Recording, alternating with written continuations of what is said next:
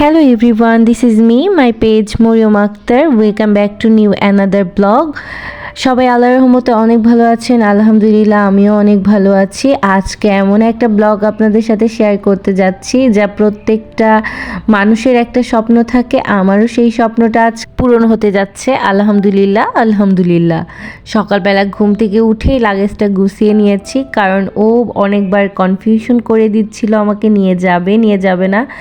আজকে আমি অনেক হ্যাপি। যাই হোক, আমরা রেডি টেডি হয়ে গেলাম আর সকালে আমরা দুপুরের দিকে খাওয়া দাওয়া শেষ করে বের হয়ে পড়লাম। আমাদের 5টার দিকে বাস। আমরা কোথায় যাচ্ছি অলরেডি আপনারা গেস করে ফেলেছেন।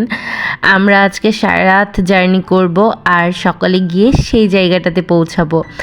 আমার কাছে বিষয়টা এত বেশি আনন্দের ছিল আমি বলে বুঝাইতে পারবো না।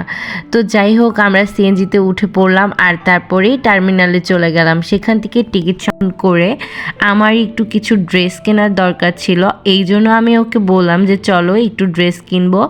তো ও বলছিল এখন যাওয়ার আগে কিভাবে কিনবা, তারপরে ওকে বললাম যে না কিনতে হবে।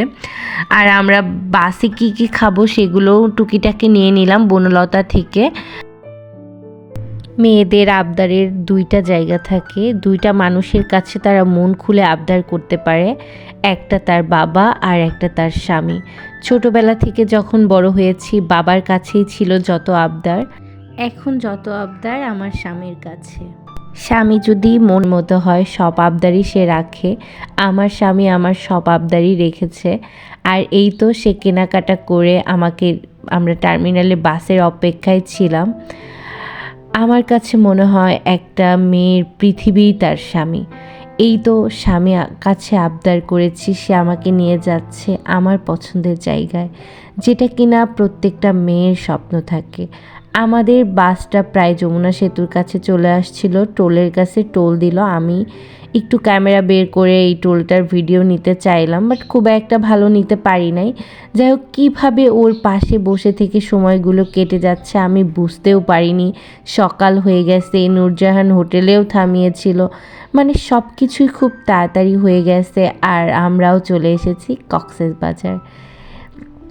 এইটা ছিল কক্সবাজারের সকালবেলা, ওখানে টার্মিনালে একটা থামিয়েছিল। আর এইটা ছিল ডলফিন মোড়। এই জায়গাটা অনেক ফোনে দেখেছি, এইখানেই নাকি বাস থামায়। তো আজ ফাইনালি এই জায়গাটাতেই আমি দাঁড়িয়ে আছি, ডলফিন মোড়।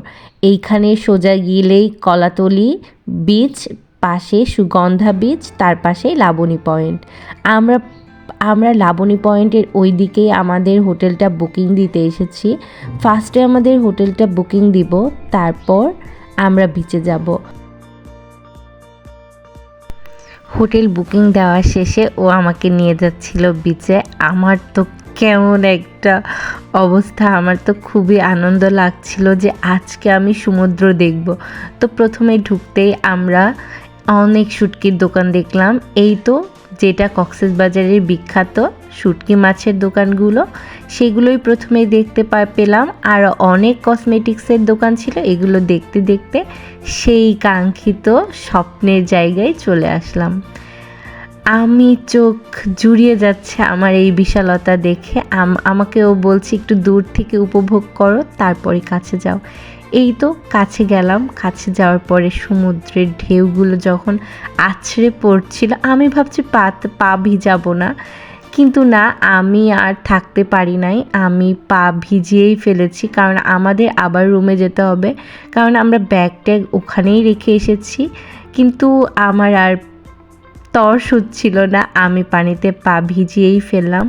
আমার তো অনেক খুশি লাগছিল, প্রিয় জায়গা প্রিয় মানুষের সাথে, এর মতো সুখ আর কি আছে। যাই হোক, আমরা প্রায় 12টার দিকে রুমে চলে আসলাম। বিকেলের দিকে আবার আমরা বিচে যাব, কিন্তু আমাদের লাগেজটা রুমে রাখতে হবে জন্য আমরা বিচ থেকে চলে এসেছি আমাদের রুমটাতে।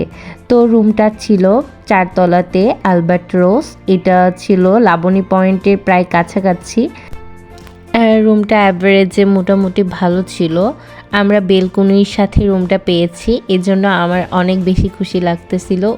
আরও অনেকগুলো ব্লগ আমি পরপর ছাড়বো। দেখা হবে নেক্সট ব্লগে। সেই পর্যন্ত ভালো থাকেন। আল্লাহ হাফেজ।